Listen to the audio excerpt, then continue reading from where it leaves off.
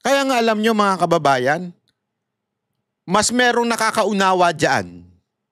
Oo. Gusto nyo malaman kung sino yung nakakaunawa? Eto, papanoorin nyo nito. Nilusob at niransak ng mga Indonesian ang ilang bahay ng mga politiko. Winasak nila ang mga luxury car at tinangay ang mga mamahaling gamit. Ang ugat niyan, korupsyon sa gobyerno. Narito ang Frontline News Abroad. Puwersahan ng pinasok ng mga galit na Indonesian ang bahay ng ilang miyembro ng parliament. Isa na riyan si MP Ahmad Saroni. Kabilang sa pinuntirya ng publiko ang luxury cars na pag-aari ng politiko. Pinagpapalo at winasak nila yan. Habang ang kanyang mga gamit mula refrigerator, TV, mga plato, mamahaling damit, relo at bag at kahit pang life-size Iron Man statue, tinangay. Nilooban din at tinadtad ng spray paint ang bahay ng politikong si Uya Kuya. Nauna nang niransak ng mga realista ang bahay ng Indonesian Finance Minister. Sinunog din nila ilang government office, pati headquarters sa mga pulis, hindi pinalagpas. Ang ilan naman may dalang watawat ng kilalang Japanese anime na One Piece, na naging simbolo na ng protesta sa mga polisiya ng gobyerno sa bansa. Sa halos isang linggo ng mga riot sa Indonesia, 8 na ang naitalang nasawi. Nag-umpisa yan ng tutulan ng mga estudyante at iba pang progresibong grupo ang 50 million rupiah o higit 170,000 pesos na house benefits kada buwan ng halos 6 na raang miyembro ng House of Representatives. Grabe no, yun lang yung kinagalit niya ni. Diyan nagsimula. Marami nang naging bunga yung gulo, ba't nagkaganyan? Pero nagsimula lang yan dahil dun sa more or less 170 million to 180 million in peso na ha. Yung dinagdag sa sahod ng mga ng mga opisyal na parang housing allowance. Mantakin mo 180 million lang. Ay 180,000 lang ha. Sorry, hindi not million. 180,000 lang bawat kanilang opisyal dinagdagan. Oh, na wala pang hindi pa aabot ng bilyon. Dito sa atin magkano na ninanakaw? Mahigit milyon-milyon, bilyon-bilyon, trilyon na ang ninanakaw. Nga pa rin tayo. So ibig mo ba sabihin ba kailangan tayong umaklas? Hindi. Hindi ko sinasabi yan. Ang sinasabi ko simple lang. Ano ang nasa ating konstitusyon? Yun ang ating sundin. We have the right to protest. Meron tayong karapatan mag-assemble at magkita-kita para ipaglaban at marinig ang boses natin. Kasi, ito hindi to biro ako ay against po ako sa any form of rebellion. Ayoko ng rebellion. Rebellion comes from the demon or from the devil. Hindi dapat nating gawin yan. Okay? Hindi tayo maging violente. Pero ladies and gentlemen, we have to voice out our concern, our hatred against corruption. Kailangan natin ilabas yan. Kailangan natin magsimula na magalit sa korupsyon. Hindi sa politiko. Again bakit kanyo? Kasi may mga pinklawan, mga tarantadong pinklawan dyan, mga tarantadong vlogger. Kitang-kita na nila yung korupsyon na nangyayari sa Kamara at sa Senado at sa mga government official natin. Pero pinupuntirya nila. Si Duterte pa rin. Dito mo makikita na napakawalang yan itong mga animal na ito.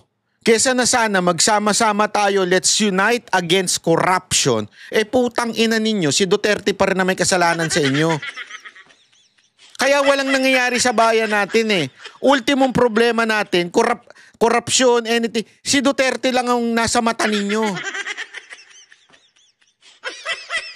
Yan ang totoo. Yan ang problema. Tayo rin Tayo rin ang problema.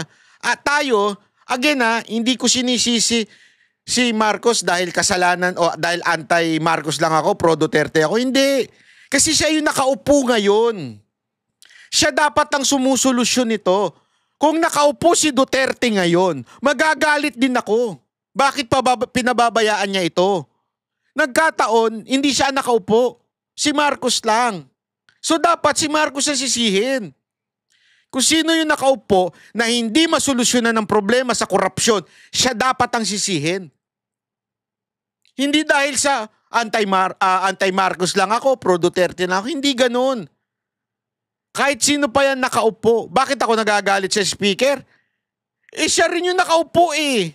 Tanggalin nyo yan. Palitan nyo ng pro-Duterte speaker yan. Magagalit din ako kung pababayaan niya ito. Kasi pera na ng taong bayan ito eh. Pera na ng bawat isa. Alam mo nga, nung nagsha-shopping ako sa Europa, taray, nagsha-shopping. Meron silang tinatawag na tax refund doon. Ibig sabihin, pagbayad mo, pwede mo makuha yung tax pag sa airport ka na. Di ba? Pwede mo nang makuha yung tax doon.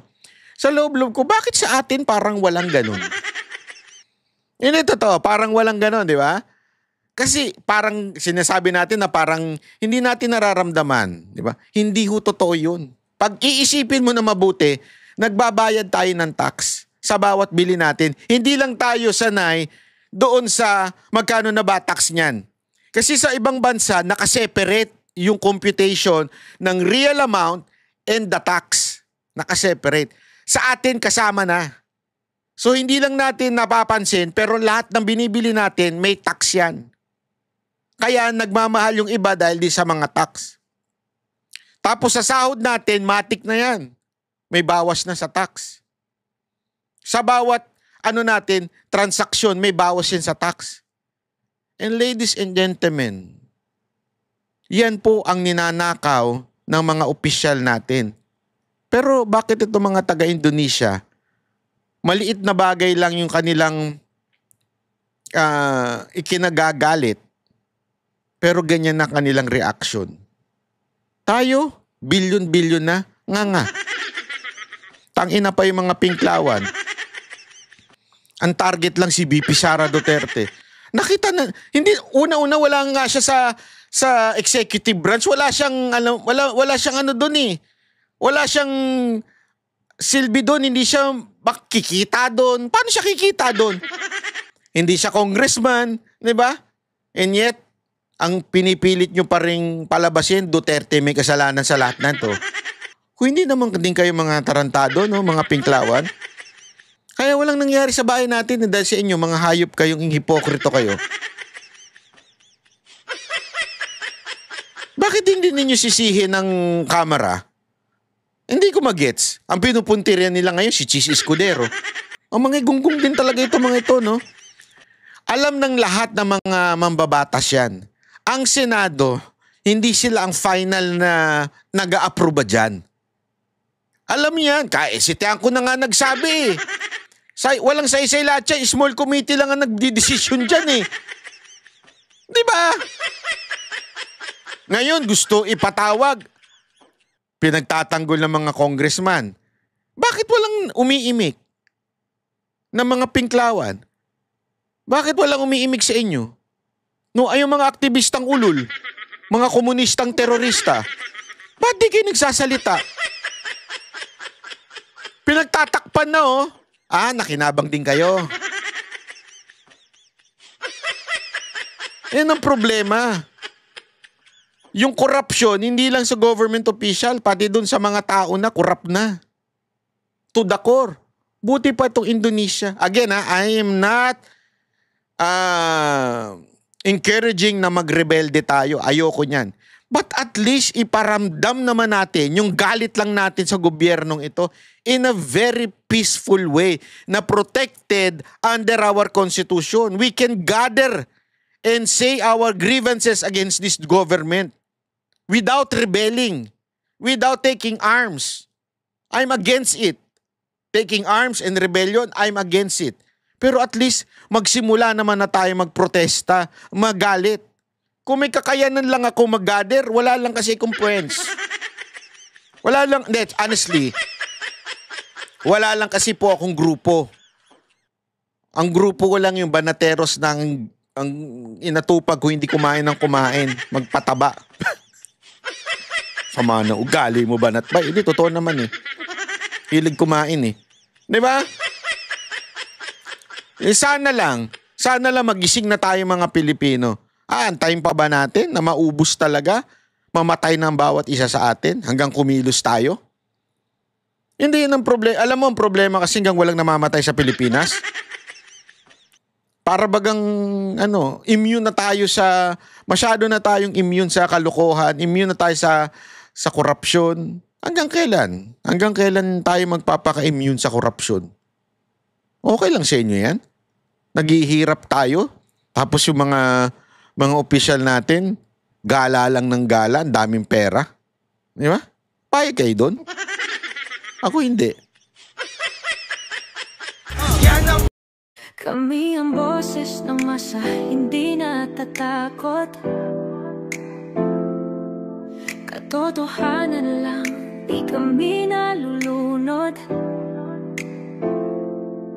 Walang bahid ng sismis, lahat ay totoo. Kahit sino ka pa, pag mali ka babanatan ka. Walang pinipiling kulay, wala kaming kinikilingan. Basta para sa bayan, kami lalaban. Pagdama palakpakan, pag mali banatan. Di matitinag, di matatakot, para sa bayan tuloy ang sigaw. Sa harap ng kamera, walang halong takot. Mga baluktot, lahat kayo'y tutumba.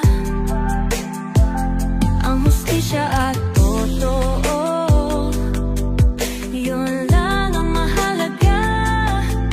Kahit sinong harang, di kami matitinag. Walang pinipiling kulay, wala kaming kinikilingan. Basta para sa bayan, kami lalaban. Pag tama palakpakan, pag mali banatan. Di matitinag, di matatakot, para sa bayan tuloy ang sigaw. Kung nasa tama ka, ikaw ay aming kasama. Pero pag mali ka, handa ka na bang mabasag? Banateros kami, walang inuurungan. Dahil bayan muna, bago ang sarili.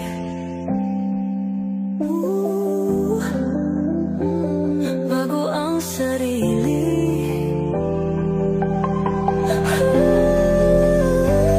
Pag tama palakpakan,